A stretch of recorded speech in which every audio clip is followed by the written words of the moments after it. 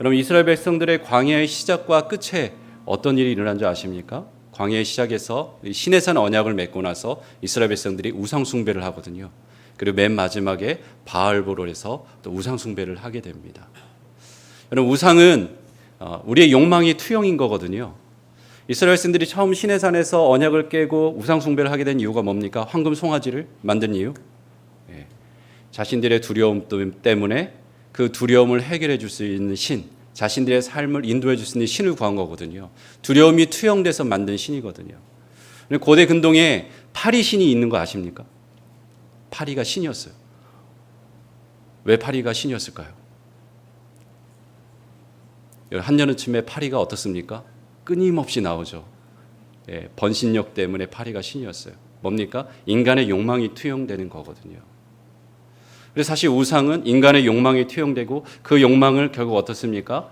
자신의 주로 삼고 자아 숭배를 하게 되는 거거든요. 이스라엘 백성이 처음과 끝이 그 문제에 걸렸어요. 여러분, 예수님의 그 시험의 광야 끝자락에 하는 시험도 오늘 본문을 보면 뭡니까? 결국 자아 숭배거든요. 그리고 모세의 죽음의 끝도 결국 하나님께 영광 돌리며 죽을 것인가 아니면 나를 높이고 죽을 것인가가 문제인 게 됩니다.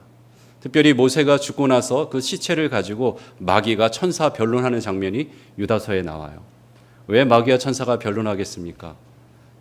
마귀는 어떻게든 모세의 시체를 가지고 사람들이 우상 숭배할 수 있는 거리를 만들려고 한 거죠. 그래서 인생이 마무리되는 시점에 정말 조심해야 할 것은 뭐냐면 내가 나의 왕국을 세워가고 있는가? 아니면 하나님 나라를 세워가고 있는가? 이거를 잘 돌아보면서 그때를 준비해야 됩니다. 왜냐하면 그때가 가장 악한 것들이 역사하고 우리 안에 수많은 욕망들이 가장 표출되는 그 타임이기 때문인 것이죠. 먼저 우리 예수님께서 세 번째 시험 경험한 것을 좀 살펴보겠습니다. 이 시험은 두 번째 시험보다 더 드라마틱하죠. 8절을 보면 마귀가 예수님을 데리고 지극히 높은 산으로 가서 천한만국과 그 영광을 보여줍니다. 마귀가 예수님을 데리고 간 산을 우리 전통적으로는 여리고에 있는 그 좀 높은 산이 아닐까 이렇게 추정합니다. 근데 그곳에서 어떻게 합니까? 눈앞에 온 세상과 그 영광을 보여주는 거예요. 근데 사실 우리가 지구가 둥글잖아요. 그래서 보이지 않죠. 모든 것을 볼 수가 없죠. 그래서 아마 마귀가 환상 가운데 보여줬는지 아마 그러지 않았을까 추측해 볼 수 있는데요. 그러니까 다 보여주고 나서 무엇을 제안합니까? 만일 내게 엎드려 경배하면 이 모든 것을 내게 주리라 이렇게 말합니다. 여러분, 이게 왜 예수님께 시험이 될 수 있을까요? 여러분, 누군가를 시험하려면 거리가 있어야 되거든요. 시험할 수 있는 거리. 예수님에게는 왜 이게 시험이 될 수 있을까요? 여러분, 하나님께서 예수님을 이 땅에 왜 보내셨습니까? 하나님 나라를 세우기 위해서 보내셨어요. 그런데 어떤 방법을 통해서 하나님 나라가 세워집니까? 예수님의 죽음과 부활을 통해서 그것이 가능한 거죠. 그렇다면 마귀가 지금 제안하는 것은 무엇입니까? 굳이 십자가의 고통을 당하지 않고 나에게 경배하면 나라를 주겠다는 거예요. 그럼 어떻습니까? 예수님이 원하는 정의와 평화가 넘치는 나라, 공의가 있는 나라를 세울 수 있다고 하는 거죠. 그런데 사실 여기에 꼼수가 있는 거죠. 인간의 죄의 문제가 해결되지 않고서는 어떻습니까? 정의의 평화의 나라가 세워질 수가 없죠. 그런데 마귀는 그것에 이렇게 딱 꼼수를 부려서 예수님을 시험하는 거죠. 네가 십자가를 경험하지 않고 너의 나라, 네가 원하는 나라를 세우라는 거예요. 하나님께서 정하신 방법 말고 내 방법에 따르면 내가 이 나라를 다 주겠다. 이렇게 제안합니다. 근데 이 시험은 사실 마귀가 어떤 존재인지를 드러내요. 여러분, 마귀도 역시 자신의 나라를 세우고 싶어 했던 존재였거든요. 그가 하나님처럼 하나님의 자리에 올라 하나님처럼 경배받고 싶어 했습니다. 그것을 이사야서를 보면 알 수 있는데요. PPT 보여주시겠어요? 마귀가 이렇게 말합니다. 내가 하늘에 올라 하나님의 뭇별 위에 내 자리를 높이리라. 내가 북극 지폐의 산이 앉으리라. 가장 높은 구름에 올라가 지극히 높은 이와 같아지리라. 이렇게 말합니다. 에스겔서에는 그의 문제를 이렇게 지적합니다. 내가 아름다움으로 마음이 교만하였으며 내가 영화로움으로 내 지혜를 더럽혔으며. 그럼 마귀가 하나님처럼 되고 싶어 했거든요. 그러니까 어떻습니까? 하나님처럼 되고 싶지 않냐? 예수님께도 그렇고 아담과 하와에게도 그 시험을 하는 거예요. 여러분, 하나님이 성부, 성자, 성령 삼위일체로 존재하시잖아요. 마귀가 삼위일체로 존재하는 거 아십니까? 계시록을 보면 마귀도 용을 말하는 마귀가 나오고요. 그 다음에 적그리스도가 나오고 거짓 선지자가 나와요. 마귀도 어떻습니까? 하나님처럼 어떻게든 되고 싶어 하는 거예요. 그래서 사람들이 자신을 향해서 경배할 수 있도록 수많은 이적을 행하죠. 그것이 계시록에 나오는 이야기입니다. 근데 문제는 마귀만 그렇지 않다는 거예요. 사람 역시 하나님처럼 되고 싶어하는 욕망이 있다는 것입니다. 첫사람 아담 역시 그러했죠. 마귀가 창세기 3장 5절을 보면 이렇게 말하죠. 너희가 그것을 먹는 날에 너희 눈이 밝아져 하나님과 같이 되어 선악을 알 줄 하나님이 아심이니라, 이렇게 말합니다. 마귀가 예수님을 향해서 너의 나라를 세우라 했던 것처럼 아담과 하와에게 제안하는 것은 뭡니까? 야, 선악과를 먹으면 너의 나라를 세울 수 있어. 이 말을 하는 거예요. 여러분, 하나님처럼 되고 싶은 마음이 없는 사람에게는 어떻습니까? 이것이 유혹거리가 되지가 않아요. 여러분, 내가 지금 막 엄청 배불러서 더 이상 먹지 못하는 상황인데 누가 산의 진미를 갖다 준다고 생각해 보세요. 그럼 그게 유혹거리가 되겠습니까? 물론 되는 분이 몇 분이 계실 것 같아요. 근데 유혹거리가 되지 않죠. 입맛이 땡기지 않거든요. 그런데 아담과 하와에게는 이게 유혹거리가 됩니다. 왜 그랬습니까? 그들 안에도 하나님처럼 되고 싶은 마음이 있었기 때문이거든요. 그런데 사실 우리가 알아야 할 것은 뭐냐면 성경을 살펴보면 이들은 이미 하나님처럼 살았어요. 우리 창세기 1장 27절과 28절인데요. 여러분 28절 한번 읽어보시겠습니까? 시작.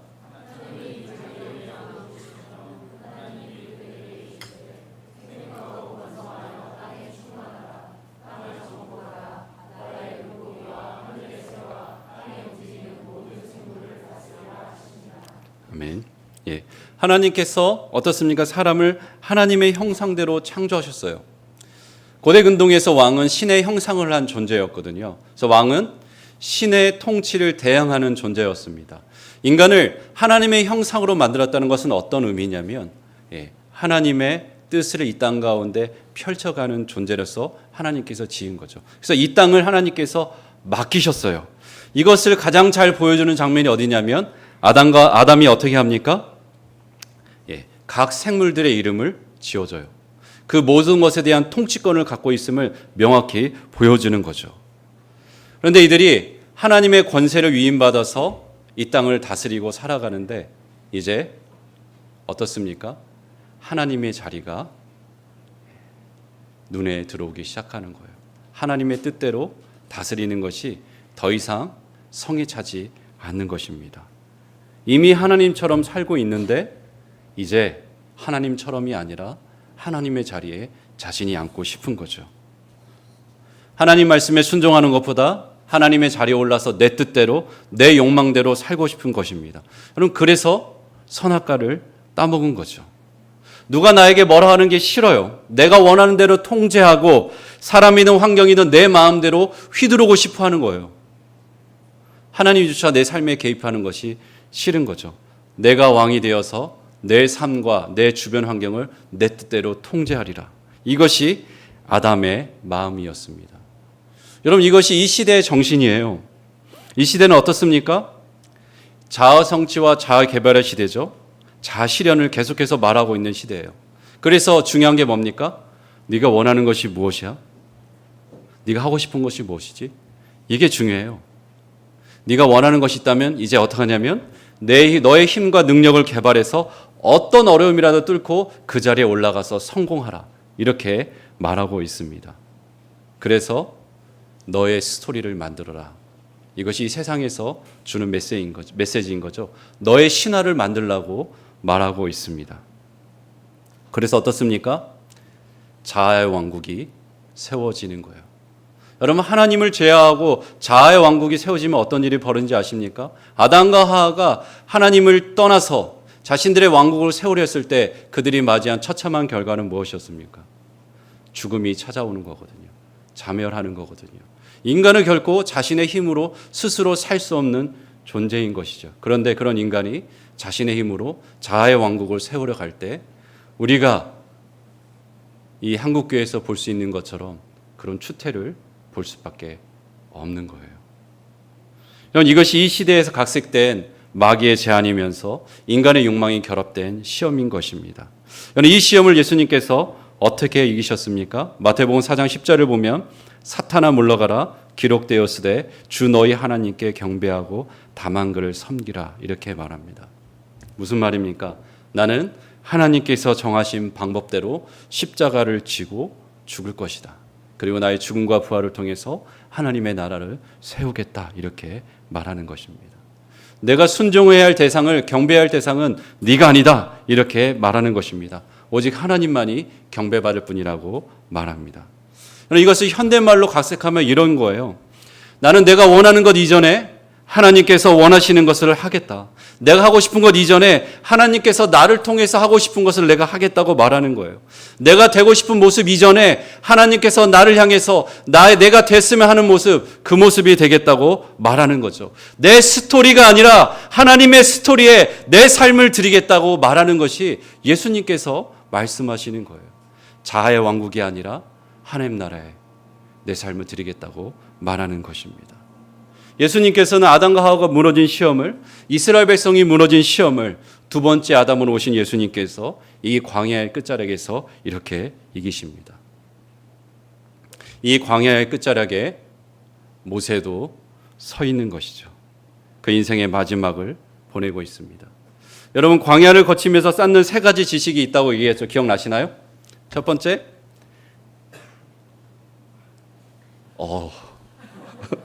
나 자신에 대한 지식. 두 번째, 하나님에 대한 지식.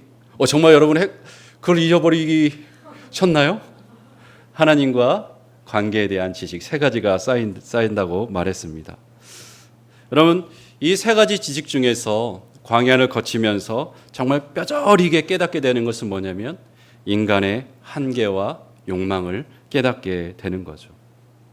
내가 얼마나 연약한 존재인지, 내가 정말 상황만 맞으면 내 욕망이 얼마나 걷잡을 수 없이 터져나오는지를 우리가 발견하게 됩니다. 그래서 그런 것을 발견하면서 내 본질과 한계를 인정하는 과정에 가야 되는 것이죠. 그럴 때 뭔가 새로운 역사가 일어나기 시작해요.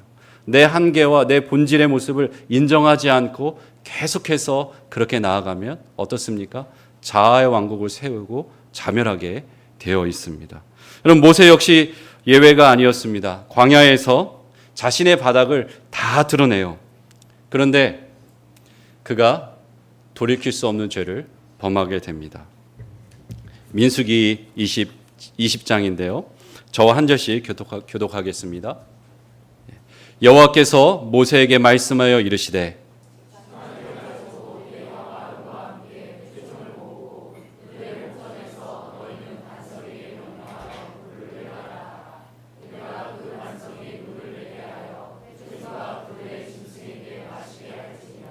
모세가 그 명령대로 여호와 앞에서 지팡이를 잡으니라.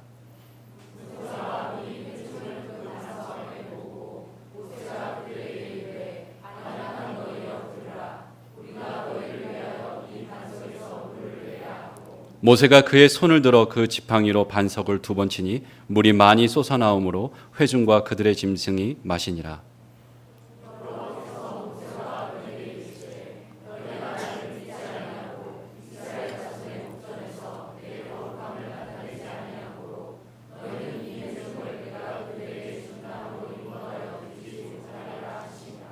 이 사건 때문에 모세는 결코 가나안 땅에 들어가지 못하게 됐습니다. 여러분, 모세가 이스라엘 백성을 향해서 물을 달라고 또 원망과 불평하는 백성을 향해서 반역한 너희여 들으라. 여러분, 이 말할 때 모세의 어떤 심정이 느껴집니까? 지긋지긋한 거죠. 끊임없이 원망하며 불순종하는 그 모습에 분노가 나는 거예요. 하나님 말씀대로 여호와의 지팡이를 들었지만 어떻습니까? 분노로 대응하는 거예요. 근데 하나님께서 분명히 반석을 향해서 명령하라고 했지만 모세가 어떻습니까? 분노 가운데 지팡이로 반석을 2번 쳤어요. 왜 그렇게 했을까요? 막 화가 나니까 던질 게 없어갖고 그냥 이거 쳤을까요? 충분히 가능해요. 모세는 이미 십계명을 한번 부순 사람이잖아요. 저는 충분히 가능하다고 생각해요. 그런데 당시 광야에서 살아가는 베두인의 기술 가운 중에 물을 얻는 기술이 있어요. 그건 뭐냐면 반석의 물은층을 이렇게 쳐내려서 물을 이렇게 나와서 마시게 하는, 물을 찾는 기술이 있습니다. 그렇다면 우리가 이것을 어떻게 볼 수 있냐면 모세가 자신의 분노 가운데 하나님의 방법대로 하지 않은 거예요. 하나님 말씀에 순종하지 않고 자신의 방법대로 한 거예요. 그래서 결과가 어떻게 됩니까? 하나님께서 주시는 물이 아니라 모세가 주는 물이 되었어요. 내가 너희에게 물을 주랴, 이 말을 하잖아요. 그래서 하나님이 뭐라고 하냐면 모세에게 네가 나를 믿지 않았다, 불신했다고 지적합니다. 그런데 단지 불신에 그치는 것이 아니었어요. 뭡니까? 이스라엘 목전에서 내 거룩함을 드러내지 않았다는 거예요. 이스라엘 백성들이 그렇게 불평하고 원망하는 그 자리에서 하나님이 어떠한 분이신지를 드러낼 수 있는 그 기회를, 그래서 이스라엘 백성들이 하나님을 인정하고 순종할 수 있는 그 기회를 모세가 빼앗았다는 거예요. 그래서 하나님 이 문제를 아주 심각하게 대하십니다. 그래서 가나안 땅으로 모세와 아론을 들이지 않기로 하나님께서 결정하시는 거예요. 여러분, 인간적인 관점에서 볼 때 어떻습니까? 모세가 많은 수고를 했잖아요. 끊임없이 불평하고 반역하는 이스라엘 백성을 여러분 40년 동안 이곳까지 인도했잖아요. 여러분, 우리 잠 안 자고 끊임없이 부모를 괴롭히는 아이들을 40년 동안 매일 밤 잠을 못 잔다고 생각해 보세요. 끔찍하죠. 아이들이 빨리 컸으면 하는 마음이 부모의 심정이잖아요. 그런데 40년 동안 이스라엘 백성들이 그렇게 모세에게 대하지 않았습니까? 그런 수고를 했는데 어떤 면에서 억울할 수 있겠죠. 그래서 모세가 이렇게 기도합니다. 주 여호와여, 주께서 주의 크심과 주의 권능을 주의 종에게 나타내시기를 시작하였사오니 천지간에 어떤 신이 능히 주께서 행하신 일, 곧 주의 큰 능력으로 행하신 일 같이 행할 수 있으리이까? 구하옵나니 나를 건너가게 하사 요단 저쪽에 있는 아름다운 땅, 아름다운 산과 레바논을 보게 하옵소서. 무슨 말입니까? 하나님, 당신의 능력으로 저에게 보여주기 시작한 당신의 일, 제가 끝까지 보고 싶습니다. 그래서 그 땅을 건너가서 그 가나안 땅에 가서 하나님이 당신이 백성에게 주시고 싶은 그 아름다운 땅, 그 아름다운 산 보고 싶습니다. 이렇게 말합니다. 네, 하나님께서 모세에게 어떻게 대답하시는 줄 아세요? 그만해도 족하니 이 일로 다시 내게 말하지 말라. 여러분, 갑자기 마음이 확 차가워지죠. 너무 냉혹하죠. 여러분, 모세의 기도는 하나님께서 정말 많이 들어주셨어요. 특별히 이스라엘 백성을 위한 중보 기도는 그렇게 들어줬어요. 이스라엘 백성이 시내산에서 하나님과 언약을 맺고 나서 어떻습니까? 황금 송아지를 만들어 우상 숭배를 했어요. 그때 하나님께서 진노하셔서 내가 이 백성을 다 쓸어버리리라, 그리고 내가 모세 너를 통해서 새로운 나를 만들겠다 했을 때 모세가 하나님 앞에 중보하거든요. 근데 하나님은 그 기도를 들으시고 내가 그들의 죄를 사하니라. 그래서 이 뜻을 돌이켰어요. 그리고 어떻습니까? 그 가데스 바네아에서 정탐꾼들의 이야기를 듣고 이스라엘 백성들이 난리가 난 거예요. 차라리 애굽 땅에서 죽었거나 이 광야에서 죽었으면 좋았을 걸. 왜 우리가 가나안 땅에 가서 그런 어려움을 다 경험하겠냐면서 원망하면서 어떻습니까? 우리 가나안 땅으로 애굽 땅으로 다시 돌아가자, 이렇게 말합니다. 그때 하나님께서 분노하셔서 내가 이들을 다 진멸하고 모세 너를 통해서 크고 강대한 나라를 세우겠다, 이 얘기를 해요. 그때 모세가 하나님께 중보합니다. 하나님이 그 기도도 들어주셨어요. 그런데 하나님이 모세 자신의 기도는 들어주지 않습니다. 왜 그럴까요? 하나님께서 세운 리더십으로서 하나님의 말씀을 불신하고 하나님의 거룩함을 드러내지 않은 죄는 그 어떤 것으로도 되돌릴 수 없다고 말하는 거예요. 주 안에 사랑하는 교회 리더십 여러분, 그럼 우리가 이것을 생각할 때마다 하나님 앞에서 마음을 겸비하고 두려워 떨어야 되는 거죠. 한국교회 수많은 목사님들, 이것들을 알면 어떻게 했습니까? 인생의 맨 마지막을 그렇게 살지는 못하겠죠. 저는 이것이 얼마나 중요한지 성경은 반복적으로 얘기합니다. 민수기 20장 24절을 보면 이렇게 얘기하죠. 너희가 무리바 물에서 내 말을 거역한 까닭으로 너희는 들어가지 못한다. 민수기 27장 14절에 뭐라 하냐면 너희가 내 명령을 거역하여서 그 물가에서 내 거룩함을 그들의 목전에 나타내지 아니하였으므로 들어가지 못한다. 신명기 32장 51절 이스라엘 자손 중 내게 범죄하여 내 거룩함을 이스라엘 자손에게 나타내지 아니한 까닭이라. 저는 이것을 볼 때마다 두려워요. 그래서 목사가 되었다는 게 얼마나 두려운지. 여러분, 하나님께서 이렇게 명확히 선을 그으세요. 여기에는 어떤 예외도 없는 것 같아요. 모세조차 하나님께서 선을 그으시고 너는 더 이상 다른 것을 구하지 말라고 얘기합니다. 여기에 모세가 어떻게 반응합니까? 순복합니다. 하나님께서 이 모든 것의 주권자이면서 주인이심을 인정하는 거죠. 모세의 기도 시편 90편에 모세가 어떻게 말합니까? 하나님은 천지가 창조하기 전부터 영원부터 영원까지 주인이셨습니다. 주였습니다. 이렇게 고백을 하잖아요. 모세가 광야 생활을 다 보내고 나서 고백하는 게 그거거든요. 하나님, 당신이 주인이십니다. 그래서 어떻게 합니까? 하나님 말씀하신 거 순복해요. 그리고 종으로서 하나님께서 말씀하신 것, 그 나머지 삶에 해야 할 것을 그게 합니다. 그가 하죠. 그래서 그가 어떻게 합니까? 신명기 34장 1절을 보면 죽으러 느보산에 올라가요. 한번 볼까요? 우리 느보산에 올라가면 저런 게 있어요. 저게 이제 놋뱀을 형상화한 건데 사실 저거 가보면 되게 크거든요. 근데 실상 광야에 있는 놋뱀은 한 이만해요. 아주 작아요. 그러니까 이제 상징적으로 저렇게 해놓은 거죠. 거기에 가보면 이런 표시판이 있습니다. 다음 넘겨주시겠어요?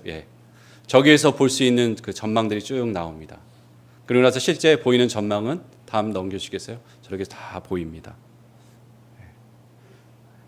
하나님께서 모세에게 가나안 땅에 들어가게 하진 않았지만 어떠냐면 그 땅을 다 보여주시는 거예요. 아니, 하나님 들어가지 못하게 하는 건 이해하겠는데 왜 보여주시면서 사람 감칠맛 나게 하고 혹시 저를 이거로 또 충동질하는 겁니까? 이렇게 생각할지 모르겠습니다. 그런데 이스라엘 백성들에게 땅을 보는 관습은 아주 중요한 법적인 의미가 있습니다. 하나님께서 아브라함에게 이렇게 얘기하죠. 우리 창세기 13장 14절 이렇게 말합니다. 너는 눈을 들어 너희 있는 곳에서 북쪽과 남쪽 그리고 동쪽과 서쪽을 바라보라. 보이는 땅을 내가 너와 내 자손에게 주리니 영원히 이르리라. 무슨 말입니까? 보는 거는 그냥 단지 이렇게 보는 게 아니에요. 그것은 뭐냐면 그 땅을 법적으로 소유하는 권한을 갖게 되는 것입니다. 모세가 가나안 땅을 바라본다는 그러면 어떤 의미입니까? 광야의 이 세대들이 하나님 나라를 법적으로 소유한다는 것을 확증하는 거거든요. 비록 모세는 건너가지 못했지만 그 땅을 후손으로 유업에게 주겠다는 확증을 하나님께서 모세에게 줍니다. 그리고 하나님 뭐라고 말합니까? 이 언약의 주권자는 나고 그리고 그 언약을 이루고 시행하는 것도 나다. 너는 여기까지다. 이렇게 얘기하는 거예요. 그래서 모세가 아무 말 안 해요. 그리고 느보산에 올라가죠. 그리고 여호와의 말씀대로 순종하며 죽습니다. 성경은 그의 죽음을 이렇게 한 문장으로 아주 간략하게 적어요. 신명기 34장 5절이죠. 이에 여호와의 종 모세가 여호와의 말씀대로 모압 땅에서 죽어요. 시편 90편 1절에 고백했던 것처럼 자신의 거처 되신 주님께로 돌아가는 것이죠. 여러분, 그러면서 모세가 어떻게 합니까? 자신의 흔적을 하나도 남기지 않아요. 우리 신명기 34장 6절 한번 읽어볼까요? 신명기 34장 6절입니다. 여러분 성경을 펴보시고 한번 읽어보겠습니다. 시작.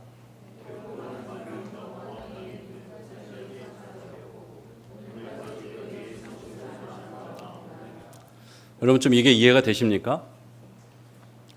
어떻게 오늘까지 그가 묻힌 것을 아는 자가 없을까? 6절 상반절에 번역되지 않은 부분이 있어요. 하나님이란 단어예요. 하나님이 모세를 장사하셨습니다. 그렇게 자신을 충실하게 따르며 수고한 종을 하나님께서 직접 거둬가셨어요. 그런데 이상하잖아요. 왜 그 수많은 이스라엘 백성들은 따라오지 않았고 심지어 여호수아조차 모세의 죽음의 자리를 지키지 않았을까? 왜 그렇겠습니까? 자신이 받을 그 어떤 영광도 하나도 없도록 흔적 없이 그렇게 죽는 거예요. 말씀에 따라 순종하며 그렇게 가는 것입니다. 물론 제가 앞부분에 얘기했던 것처럼 유다서 1장 9절을 보면 마귀가 모세 시체를 통해서 그를 우상숭배하게 하려고 꾀했던 것이 나타납니다. 사실 충분히 우상숭배할 만하죠. 모세라는 인물. 애굽에서 행한 수많은 이적, 홍해를 가르고 40년 동안 기적적으로 이스라엘 백성들을 먹이는 통로가 되지 않았습니까? 그러니 사람들이 충분히 숭배할 만하죠. 그런데 모세는 하나님 말씀에 순종해서 홀로 산에 올라가서 아무런 흔적을 남기지 않아요. 여러분 어떻게 이렇게 할 수 있을까요? 여러분 인간적으로 한번 생각해 보세요. 정말 이스라엘 백성을 40년 동안 자기 새끼처럼 품으면서 왔잖아요. 그러면 그 공동체를 향한 애정이 얼마나 크겠습니까? 그런데 아무것도 남기지 않아요. 어떻게 이게 가능할까요? 자신이 어떤 존재인지 그 광야에서 뼈저리게 안 거예요. 그럼 모세가 사람을 뭐라고 말합니까? 티끌이라고 얘기하거든요. 근데 사실 창세기 2장 7절을 보면 사람은 흙으로부터 취함을 받았죠. 흙이에요. 그런데 모세가 말하는 티끌은 흙보다 질이 낮은 흙이거든요. 그냥 티끌이에요, 정말. 자기 자신의 존재를 정말 티끌과 같은 존재로 그가 인식하고 있는 것입니다. 그렇게 보잘것없는 존재로 인식을 하는 거죠. 여러분 그러면 어떤 일이 벌어지는지 아세요? 하나님의 은혜가 너무 큰 것을 알게 돼요. 이 티끌 같은 존재가 하나님의 영광을 드러낼 수만 있다면 그렇게 죽어도 괜찮아요. 여러분 그런 죽음을 죽은 사람들이 교회사 역사에 있습니다. 여러분이 잘 알고 있는 종교개혁가 칼빈의 무덤을 보면 알 수 있어요. 칼빈이 어떻게 말하냐면 내가 죽으면 내 묘에 묘비를 세우지 말라고 합니다. 한번 보여주시겠어요? 그래서 칼빈이 어디에 묻히냐면 그의 유언에 따라서 제네바의 공동묘지 후미진 곳에 처음에 비속도 없이 무명의 이름으로 묻힙니다. 그런데 찾는 사람들이 많았던 거예요. 그래서 그 후대인들이 작은 나무판에다가 칼빈의 약자만 표시했습니다. 그러다가 두 번째 돌판에 칼빈의 약자대로 J와 C를 새겨놨다고 그래요. 이게 세 번째 돌판이라고 얘기합니다. 왜 이렇게 그가 자신의 죽음을 마무리합니까? 하나님께 영광을 돌리기 위해서거든요. 그 어떤 영광도 가로채고 싶지 않아서 그렇습니다. 여러분 이것은 단지 모세나 칼빈 그런 사람만 그런 게 아니에요. 우리가 잘 알고 있는 바울도 그렇습니다. 인생을 살아가면서 하나님 앞에 나아가면 나갈수록 더 깊게 자신이 어떤 존재인지를 알게 되거든요. 그래서 사도 바울이 그의 서신서를 시간대로 보면 그가 자기 자신을 어떻게 인식했는지 잘 나와 있어요. 보여주시겠어요? 고린도전서 15장 8절을 보면 예수님의 부활에 대해서 얘기하면서 맨 나중에 만삭되지 못하여 난 자, 미수가요. 나는 미수가 같은 존재인데 내게도 예수님께서 나와서 보여주셨다. 나는 사도 중에 가장 작은 자다. 나는 하나님의 교회를 박해하였으므로 사도라 칭함받기를 감당하지 못했더라다. 시간대별에 그 다음에 에베소서입니다. 에베소서에서 뭐라고 말합니까? 모든 성도 중에 지극히 작은 자보다 더 작은 나다. 이렇게 고백을 합니다. 그리고 그가 거의 인생을 마무리할 때 쓴 디모데전서 후서, 특별히 전서에 이렇게 말합니다. 죄인 중에 내가 괴순이라. 뭘 느낍니까? 정상적인 그리스도인이라면 하나님을 만나며 살아가는 사람이라면 시간이 지나면 지날수록 자신이 얼마나 깊은 죄인인지를 알게 된다는 거예요. 여러분 우리가 얼마나 깊은 죄인인지 알면 알수록 내 존재와 본질을 깨달을수록 어떤 일이 있습니까? 하나님의 은혜가 얼마나 큰지 알게 되는 거죠. 여러분 그래서 사도 바울이 이 죄인과 같은 이 죄인인 나 이런 나를 설명할 수 있는 게 없는 거예요. 하나님의 은혜 없이는. 복음 없이는 자기 존재를 설명할 수 있는 것이 아무것도 없는 거예요. 그리스도가 아니면 자기가 어떤 존재인지 설명할 수 있는 게 없는 거예요. 그래서 바울 서신에 가장 많이 나오는 게 뭐냐면 그리스도 안에서 그리스도 안에서 그리스도 안에서 그리스도 안에를 계속해서 반복하는 거예요. 나와 같은 이 티끌과 같은 존재, 죄인 중에 괴수인 나 같은 존재를 설명할 수 있는 것은 은혜의 복음밖에 없다는 거예요. 그 복음이 아니면 내 삶의 이유와 목적을 설명할 수 있는 것이 아무것도 없다는 것입니다. 여러분, 이것이 단지 바울만 그랬겠습니까? 우리가 잘 알고 있는 양화진에 가면 이런 묘비들이 있습니다. 나에게 1000개의 생명이 있다면 한국을 위해 바치겠다. 루비 캔드릭이라는 캐나다에서 온 선교사입니다. 헐버트 박사가 있어요. 그 다음에 보면 나는 웨스터민스터 성당에 묻히는 것보다 한국 땅에 묻히기를 원하노라. 그러면서 비전의 사람, 한국의 친구 이렇게 나와 있어요. 이름과 이 모든 것이 잘 나와 있어요. 그런데 저는 양화진에 갈 때마다 제 마음을 끄는 묘비들이 있어요. 다음 보시겠어요? 선교사 자녀들의 묘비거든요.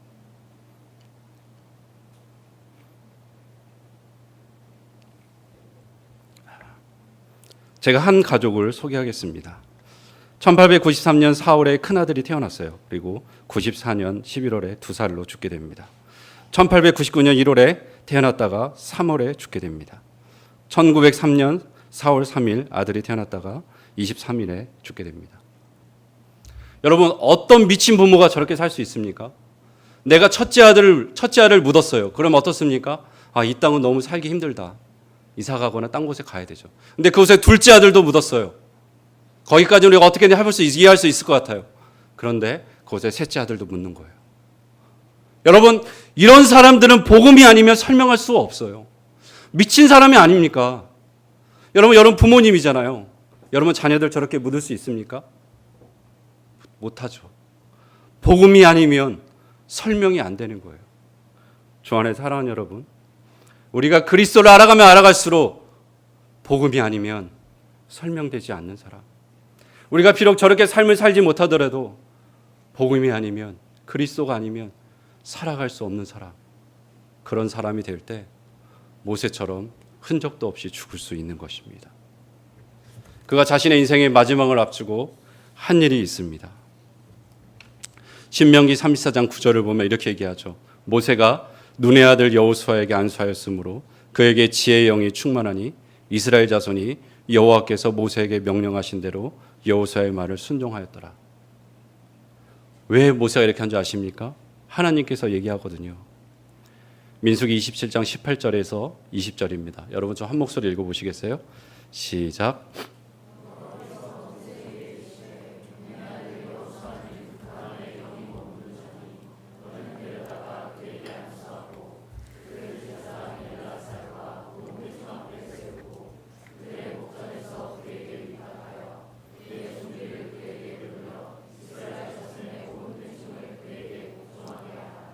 그대로 했죠. 자신의 한계 가운데 주어진 시간 가운데 후계자를 세웠습니다. 그런데 제 눈에 주목을 끄는 것은 뭐였냐면 내 존귀라는 거예요. 모세야, 네가 갖고 있는 존귀, 명예, 영광이 있지? 그거 여호수아에게 줘라. 딱 얘기하는 거예요. 그래서 이스라엘 백성이 순종하게 하라는 거예요. 여러분, 내가 이 교회에서 40년을 바쳤다고 생각해 보세요. 여러분이 40년 동안 죽도록 섬겼다고 생각해 보세요. 그 죽음이 어떻게 되길 원합니까, 여러분? 많은 사람이 기리고 많은 사람이 높이기 원하죠. 모세는 어떻게 합니까? 그 영광도 명예도 취하지 않아요. 다 돌리고 남김없이 여호수아에게 주고 죽는 거예요. 여러분, 이게 하나님의 사람의 모습인 거죠. 하나님 사람의 죽음이에요. 여호와의 종의 죽음인 것이죠. 인생을 마무리하면서 돈과 권력과 영광에 절하고 자신의 왕국을 세우다가 죽지 않는 거예요. 그것이 교회이든 자신의 일터이든 가정이든 하나님이 부르신 그 어떤 곳에서 자기 자신을 높이고 죽는 것이 아니라 하나님의 뜻이 이루어지는 것, 하나님이 왕이 되는 것, 하나님을 비추는 존재로 살아가는 것이거든요. 주 안에 사랑하는 여러분, 모세는 그렇게 티끌로 살아가다가 죽었어요. 아무 흔적도 남기지 않고 죽었습니다. 그런 모세가 신약 성경에 다시 한번 등장합니다. 누가복음 9장 29절에서 31절입니다. 예수님께서 변화산에 가실 때 이야기해요. 예수님께서 기도하실 때 용모가 변화되고 그 옷이 휘어져 광채가 나더라. 문득 두 사람이 예수와 함께 말하니 이는 모세와 엘리야라. 영광 중에 나타나서 장차 예수께서 예루살렘에서 별세하실 것을 말했어요. 그래서 이 본문을 가지고 우리가 말할 수 있는 것은 뭐냐면 모세가 가나안 땅에 있는 거예요. 지금 환상 중에 나타나서 그곳에서 예수님과 어떤 이야기를 나눕니까?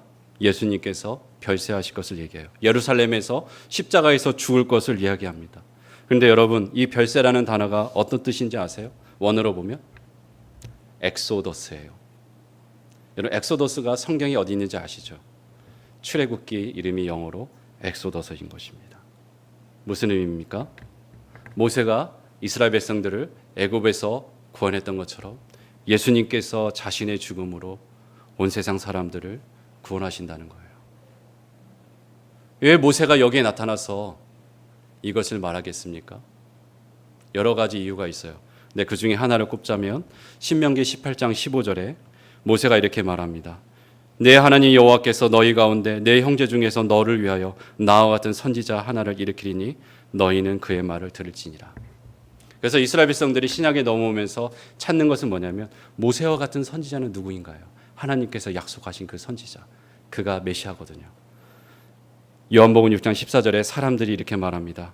예수께서 행하신 그 이 표적을 보고 말하되 이는 참으로 세상에 오실 그 선지자라. 주 안에 사랑하는 여러분, 모세의 최종 역할이 이거거든요. 예수 그리스도를 가리키고 죽는 거예요. 내가 집중되고 조명되는 것이 아니라 예수 그리스도를 가리키는 방향 지시판인 거예요. 주 안에 사랑하는 여러분, 우리 삶이 그렇거든요. 내 삶이 목표가 아니에요. 내가 치중받는 것이 중요한 게 아니에요.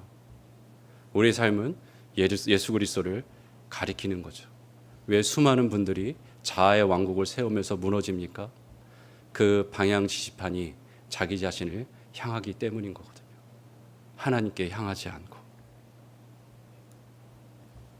그래서 모세는 자신의 인생을 마무리하면서 자아의 왕국을 결코 세우지 않아요. 다만 하나님 왕국의 종으로서 하나님을 드러내는 자로서 그렇게 인생을 마무리합니다. 그렇다면 우리는 어떻게 이렇게 인생을 마무리할 수 있겠습니까? 우리에겐 끊임없이 마귀가 유혹할 거예요. 너의 왕국을 세우라. 그거 하나님 말씀 듣지 말고 네 생각에 옳은 대로 해. 하나님도 어찌 못하잖아. 우리 안에 욕망이 올라옵니다. 내 인생이 내 뜻대로 풀려가지 않을 때 내 마음대로 해야겠다. 하나님도 안 도와주는 것 같고 내 마음대로 해야겠다. 무슨 차이가 있겠냐. 그리고 그 자리에 나의 왕국을 세우기 시작할 때 어떻게 하면 그것들을 이겨낼 수 있겠습니까? 예수님께서 마귀의 시험을 이기셨을 때 인용하신 말씀이 신명기 6장 말씀입니다. 근데 신명기 6장에 가면 우상숭배를 경고하기 전에 이 모든 것의 핵심이 되는 말씀이 있어요. 우리 다 같이 성경을 펴서 읽을 텐데요. 너무나 중요하기 때문에 우리 성경을 펴서 읽겠습니다. 신명기 6장 4절에서 9절입니다. 저와 한 절씩 교독하며 읽겠습니다. 이스라엘아 들으라. 우리 하나님 여호와는 오직 유일한 여호와이시니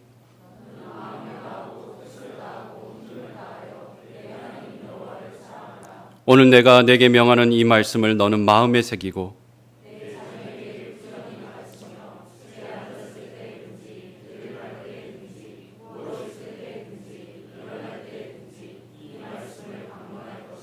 너는 또 그것을 내 손목에 메어 기호로 삼으며 내 미간에 붙여 표로 삼고 또 내 집 문설주와 바깥문에 기록할지니라.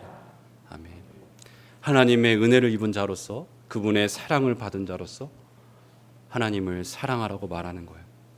너의 마음에 너의 손목에 미간에 표를 붙이라는 거예요. 어느 곳에 있든지 그 말씀을 가르치라는 것입니다. 여러분, 말씀이 내 안에 체화되어 있지 않으면 누군가 가르치기 어렵거든요.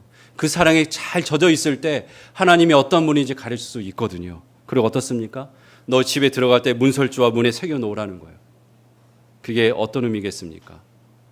하나님의 사랑으로 네 전 존재를 감싸라고 얘기하는 것입니다. 하나님께서 너에게 베푸시는 은혜를 잊지 않도록 네 전 존재와 네 삶을 다 감싸라는 거예요. 여러분, 자아 숭배에 빠지지 않는 길은 내 자아와 싸우는 게 아니에요. 보다 더 본질적인 것은 뭐냐면 하나님을 사랑하는 자리로 나아가는 거예요. 사랑받은 자처럼 사랑하는 것, 그런 거예요. 한국교회 아주 유명한 목사님이 있습니다. 이름만 대면 여러분들이 잘 아시는 분이에요. 그분이 노년에 병으로 수많은 이렇게 고통이 있었는데요. 그분을 바라본 이렇게 한 분이 이야기를 하는 거예요. 목사님, 창가에서 이렇게 앉아 계시는데 목사님 거기서 뭐 하세요? 그랬더니 그 목사님 이렇게 얘기했다 합니다. 나 내가 사랑하는 예수님 너무 보고 싶어. 주 안에 사랑하는 여러분, 여러분 인생의 말년에 그런 고백을 할 수 있다면 여러분은 잘 살아간 겁니다. 근데 그걸 위해서 어떻습니까? 현재 여러분 주님 사랑하십니까? 작년보다 올해 주님 더 사랑하십니까? 작년보다 올해 여러분의 죄인됨을 더 깊게 깨닫고 있습니까? 그래서 그분의 은혜가 아니면 살아갈 수 없습니까? 만일 여러분이 그러다면 잘 가고 있는 거예요. 그렇게 시간이 가면 갈수록 여러분이 얼마나 하찮은 존재인지 깨달을 뿐만 아니라 여러분에게 베푸신 은혜 더 깊게 알게 되고, 그래서 여러분 인생의 노년에 나 정말 사랑하는 주님 보고 싶다, 이런 고백을 드리는 여러분 되기를 주님 이름으로 축원합니다.